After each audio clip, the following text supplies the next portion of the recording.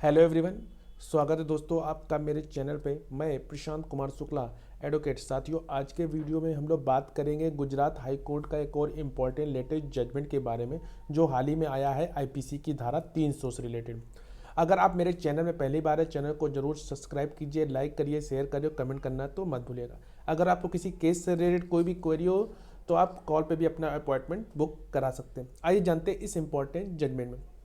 हाल ही में Gujarat high court में ने यह कहा कि एक भी चोट जिसके परिणाम स्वरूप मृत्यु हुई है उसे भारतीय दंड संहिता की जो धारा है, आईपीसी की धारा 300 के खंड 3 के तहत हत्या के रूप में वर्गीकृत किया जा सकता है। इसके साथ ही अदालत ने आरोपी को दोषी ठहराते हुए इस बात पर भी जोर दिया कि उसने पीड़ित की कमजोरी का फायदा उठाया और घातक झटका देकर सोची समझी क्रूरता प्रदर्शित की। अदालत का यह फैसला आरोपियों को बरी करने के फैसलों को चुनौती देने वाली राज्य की अपील का जवाब में आया।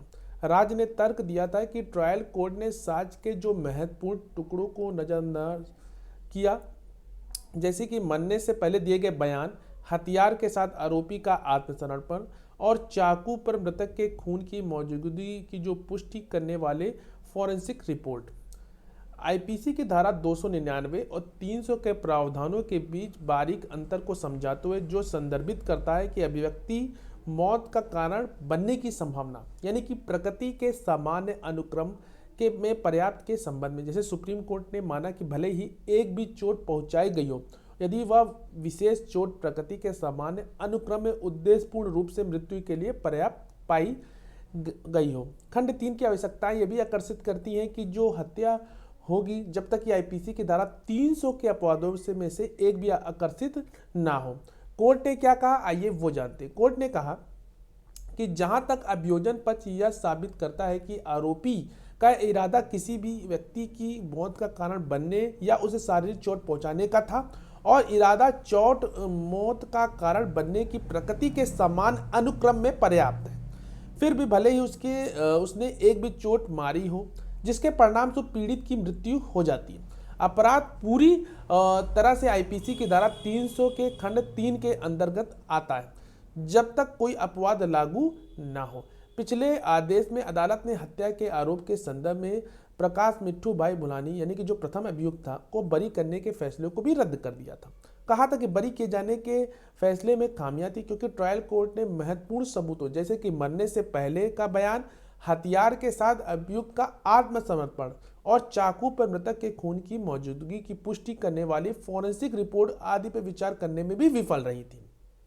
न्यायालय ने अपने पूर्व आदेश में यह भी कहा था कि मृतक की जो मृत्यु पहले ही अभियुक्त के कार्यों के कारण हुई, घातक चोटों के कारण हुई। आगे यह भी देखा गया था कि चाकू से की गई थी। ये चोट जो विशेष रूप से पीड़ित की पूर्ण गर्दन के क्षेत्र को लक्षित करती है।